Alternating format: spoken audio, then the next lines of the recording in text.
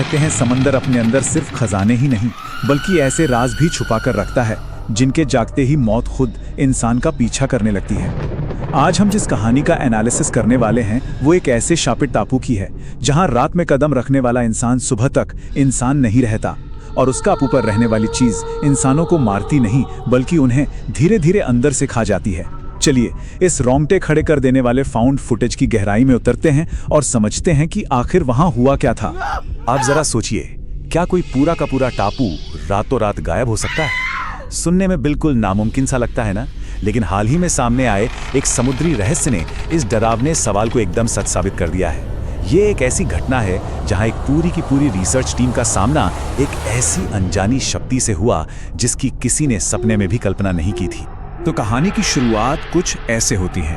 एक तूफानी रात, अरब सागर के बिल्कुल बीचों बीच एक छोटी सी रिसर्च बोट तेज लहरों से जूझ रही थी। इस बोट में कुल 5 लोग थे।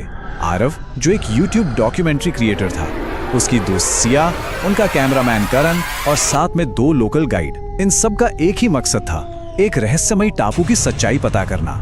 एक ऐसा टापू जिसके बारे में कहा जाता था कि वहां रात में अजीब रोशनियां दिखाई देती हैं और जो भी आज तक वहां गया वो कभी वापस नहीं लौटा। बारिश लगातार बढ़ती जा रही थी, तभी बोट चलाने वाला बूढ़ा गाइड घबराकर बोला, साहब हमें वापस लौट जाना चाहिए, ये जगह बिल्कुल ठीक नहीं है। आरव हंस पड़ा और बोला, अरे डरिए मत काका, बस शूट करके निकल जाएंगे। लेकिन बूढ़े ने कांपती आवाज में जो कहा वो डराने वाला था। उसने कहा, डर समंदर से नहीं है, उस चीज से है जो उस टापू पर जागती है। इतना सुनते ही अचानक बोट का इंजन पूरी तरह बंद हो गया। चारों तरफ अजीब सा सन्नाटा छा गया और तभी दूर अंधेरे में उन्हें एक टापू दिखाई दिया जहां घने पेड़ों के बीच लाल रंग की हल्की रोशनी चमक रही थी। सबकी आंखों में डर था लेकिन कहीं ना कहीं उत्सुकता भी थी। बोट धीरे धीरे किनारे पहुंच गई। अब देखिए, जैसे ही ये लोग नीचे उतरे उन्हें तुरंत महसूस हुआ कि उस टापू की हवा बाकी दुनिया से बिल्कुल अलग थी। बहुत भारी, बहुत ज्यादा ठंडी। ऐसा लग रहा था जैसे कोई उन्हें छुपकर देख रहा है। सिया ने शूट करने के लिए अपना कैमरा ऑन किया, लेकिन अजीब बात यह थी कि कैमरे की स्क्रीन बार बार ब्लैक हो रही थी। मतलब ये टेक्निकल गड़बड़ियां पहला साफ इशारा थी कि वो किसी नॉर्मल जगह पर नहीं है। जंगल में थोड़ा आगे बढ़ते ही करण की नजर पेड़ों के बीच लटकी हुई किसी चीज पर पड़ी। टॉर्च की रोशनी डालते ही सबके सब सन्न रह गए। वो लकड़ी से बनी एक इंसानी गुड़िया थी, लेकिन सच बताऊं तो सबसे खौफनाक बात यह थी कि उस गुड़िया की आंखों की जगह असली इंसानी आंखें सिलकर लगाई गई थी। सिया ने डरते हुए पूछा, ये किसने बनाया होगा? और ये इस बात का पहला सॉलिड प्रूफ था कि वहां कोई ना कोई खौफनाक चीज जरूर मौजूद है। ये देखकर पीछे खड़े बूढ़े गाइड के हाथ बुरी तरह कांपने लगे। उसने थरथराती आवाज में कहा, ये मृत्यु देवी का निशान है। अगर ये गुड़िया दिखाई दे जाए तो समझ लो तुम्हें देख लिया गया है। अब इसका सीधा सा मतलब ये था कि उस टापू पर जो भी शैतानी शक्ति थी उसे अब इन लोगों के वहां होने का पूरा पता चल चुका था।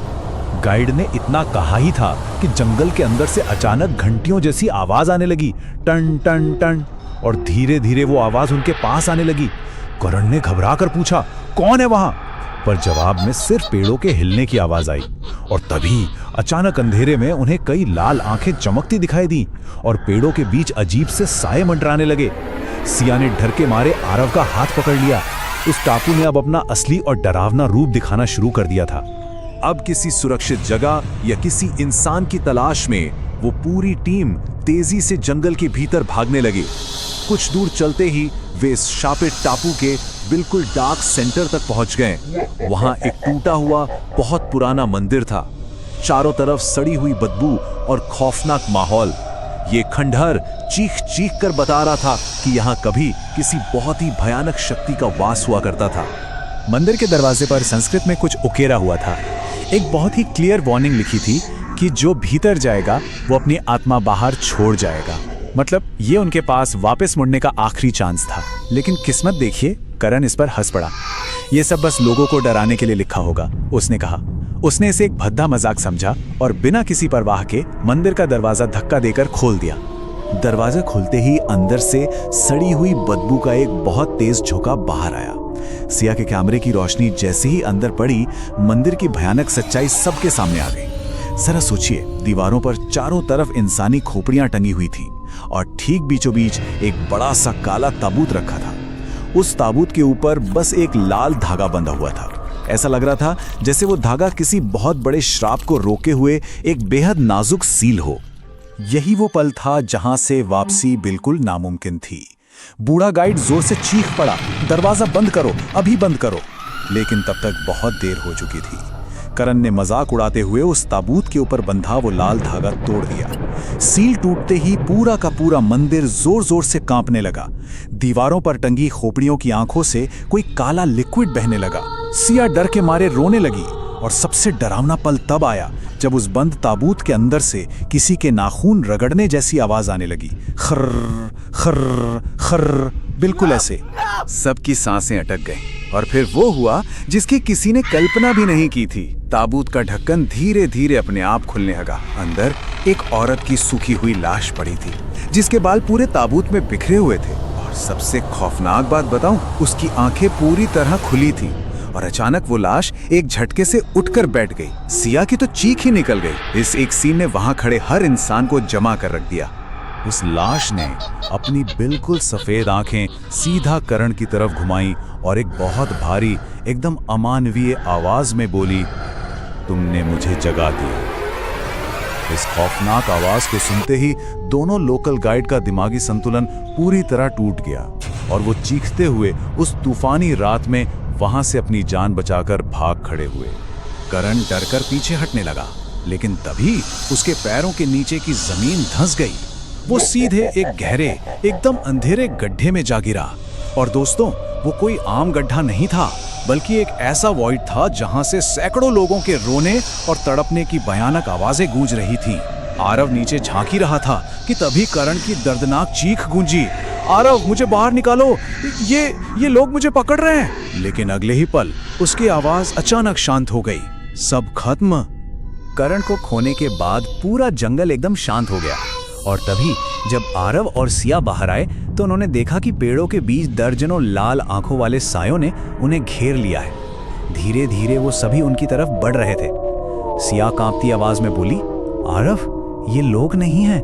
उन सायों के मुंह इंसानों जैसे नहीं थे, बल्कि पूरी तरह फटे हुए थे और वो सब के सब एक साथ अजीब तरीके से मुस्कुरा रहे थे। इस खौफनाक घेराबंदी ने आरव और सिया को उस अंधेरे जंगल में पागलों की तरह भागने पर मजबूर कर दिया। अब यहाँ देखिए उस श्राप की सबसे क्रूर चाल।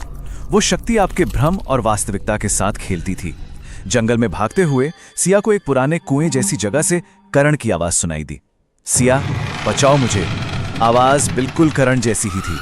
करण जिंदा है सोचकर दोनों खुशी से उसी दिशा में भागने लगे, लेकिन वहां सच्चाई कुछ और ही थी। वहां करण का शरीर था जिसके पैर उल्टे थे।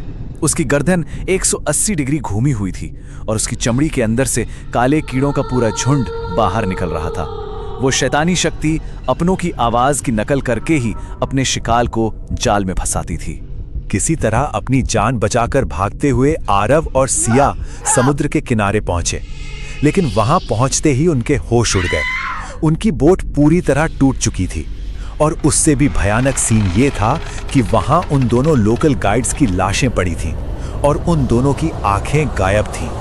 उनके पास वहां से निकलने का अब कोई भी रास्ता नहीं बचा था। और तभी उनके ठीक पीछे वो सूखी हुई लाश प्रकट हुई। उसने कहा, सालों पहले लोगों ने मुझे जिंदा दफना दिया था। अब जो भी इस टापू पर आता है वो हमेशा के लिए यहीं रह जाता है। उसकी आंखों से काला खून बह रहा था और उसके पीछे वही दर्जनों लाल आंखों वाले साए चुपचाप खड़े थे। उस औरत ने बस अपना हाथ आगे बढ़ाया और अचानक सिया चीखते हुए जमीन पर गिर पड़ी। उस श्राप के भयानक संक्रमण ने तुरंत सिया को अपनी चपेट में ले लिया।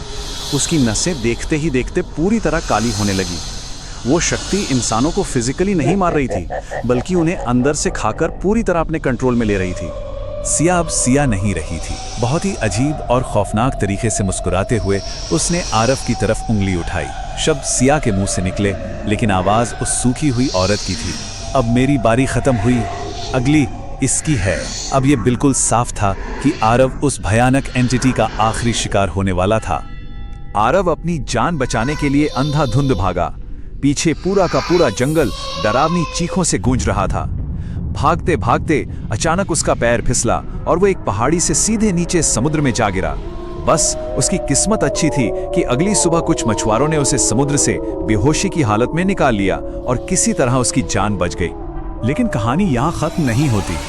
होश में आने पर जब आरव ने टापू की तरफ देखा तो वहां सिर्फ और सिर्फ समंदर था। मछुआरों ने उसे बताया कि उस जगह पर किसी भी नक्शे में कोई टापू है ही नहीं। दरअसल वो टापू केवल पूर्णिमा की रात को भौतिक रूप में समुद्र के बीच प्रकट होता है।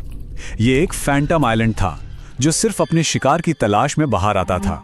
इस गहरे सदमे में आए आरव ने अपनी सारी फुटेज डिलीट कर दी, लेकिन समंदर अपने राज इतनी आसानी से कहां छुपने देता है। महीनों बाद एक नए यूट्यूबर को समंदर के बीच वही पुराना पानी में भीगा हुआ कैमरा मिला। उसी कैमरे से ये सारा फाउंड फुटेज रिकवर हुआ, जिसने इस पूरी रोंगटे खड़े कर देने वाली कहानी को दुनिया के सामने रखा। और इस फुटेज के बिल्कुल आखिर में एक ऐसा डरावना फ्रेम सामने आता है जो आपको सोने नहीं देगा। वीडियो खत्म होने से ठीक पहले कैमरे में एक पल के लिए सिया दिखाई देती है। उसकी आंखें पूरी तरह काली हैं और वो सीधे लेंस में देखते हुए मुस्कुराकर कहती है, अब तुम्हारी बारी है। दोस्तों, ये एनालिसिस हमें ये सोचने पर मजबूर कर देता है कि क्या कुछ रहस्य वाकई अनसुलझे ही रहने चाहिए। अगली बार समंदर की तरफ देखने से पहले एक बार इस कहानी के बारे में जरूर सोचिएगा।